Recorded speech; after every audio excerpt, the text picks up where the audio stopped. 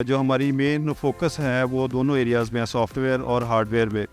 तो हमारे दो डिवीजन, एक तो हार्ड जो मोस्टली डिफेंस सेक्टर को देखती हैं और एक है जो कमर्शियल सेक्टर में, जिसमें कॉन्ट्रैक्ट मैन्युफैक्चरिंग और पीसीबी मैन्युफैक्चरिंग का भी है और इसकी आर&डी है। रिसेंटली हमने इंतहाई हाईली एफिशिएंट एनर्जी फ़ैन्स और होम अप्लाइंसेस पे हमारा फोकस रहा है, और ये सक्सेसफुल आर&डी के तहत जो हम लोगों ने अभी सोल्यूशन इंट्रोड्यूस करवाया है जो हाईली एफिशिएंट है तमाम फ़ैन्स के लिए, जो सीलिंग फ़ैन्स हैं नॉर्मली यूज़ होते हैं। तो मुख्तलिफ ब्रांड्स को हम लोगों ने एवेलुएट करके देखा है कि एक नॉर्मल पंखा कम से कम 80 से लेकर 120 वाट तक कंज्यूम कर रहा होता है। सेम फ़ैन अगर ये वाली किट यूज़ करता है, सर्किटरी यूज़ करता है, तो उसकी जो एनर्जी कंजप्शन है वो 120 से कम होकर तकरीबन 50 या 55 वाट रह जाती है। तो एज एन एग्जांपल कि ये कितना बड़ा इम्पैक्ट जनरेट कर सकती है। अगर मैं कराची की मिसाल लूँ तो इस वक्त एस्टिमेटेड इसमें 4 करोड़ हाउस होल्ड हैं। तो ऑन एवरेज अगर एक घर में सिर्फ 2 पंखे भी लगे हों तो टोटल 8 करोड़ पंखे हैं जो 120 से 140 वाट पे इस वक्त चल रहे हैं।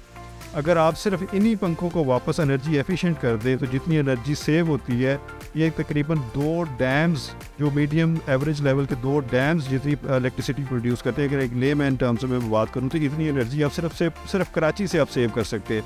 और जस्ट इमेजिन कि अगर यही चीज़ हम लोग इम्पैक्ट डालें पूरे पाकिस्तान के ऊपर, तो जो एनर्जी के रिसोर्सेज हैं हमारे लिमिटेड रिसोर्सेज हैं, जिससे लोड शेडिंग्स हो रही होती है, इंडस्ट्री को हम लोग फीड नहीं कर पा रहे होते, जिससे ओवरऑल मुल्क की इकॉनमी में एक बहुत बड़ा असर पड़ रहा होता है। तो ये डेफिनेटली ये एनर्जी अगर हम लोग सेव करें तो ना सिर्फ इसे एनर्जी सेव होकर इंडस्ट्री फ्लरिश करेगी, बल्कि एक बंदा जो मंथली 10,000 बिल पे कर रहा है वो हो सकता है उसको सिर्फ 5,000 या 6,000 बिल एग्जैक्टली वही सर्विसेज के साथ, वही एयर फ्लो, वही आरपीएम, वही सर्विसेज उसको मिल रही होगी, लेकिन उसका ओवरऑल जेब पे खर्चा कम होगा और एक ग्रीन एनवायरनमेंट जनरेट होगा जिसमें क्लाइमेट के लिए कार्बन एमिशन में भी कमी आएगी डेफिनेटली। और ओवरऑल इसके साथ साथ जो दूसरा इम्पैक्ट आ रहा है कि ये चूँकि पाकिस्तान में इलेक्ट्रॉनिक मैन्युफैक्चरिंग को कभी भी एज ए इंडस्ट्री रिकग्नाइज नहीं किया गया, लेकिन अल्हम्दुलिल्लाह हमारी कंपनी इसमें एक मेजर कंट्रीब्यूट कर रही है। बीइंग एन इंडिजिनसली इस चीज़ को हम लोगों ने जो डेवलप किया है, पाकिस्तान में इंडस्ट्री फ्लरिश करेगी, पाकिस्तान का टैलेंट यूज़ होगा और जो हमारी फॉरेन डिपेंडेंसीज है इंशाल्लाह ताला वो भी ख़त्म होगी। तो ये एक बहुत सारे एंगल से अगर देखा जाए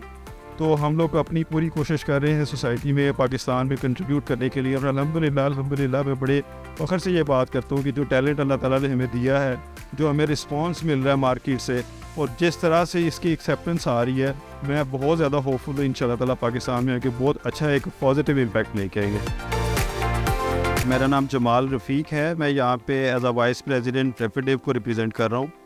और हम लोग बेसिकली हाईटेक आर&डी कंपनी है। हमारी बेस इस्लामाबाद में NSTP national science and technology park within NUST university के अंदर एक फैसिलिटी है, वहाँ पे है। और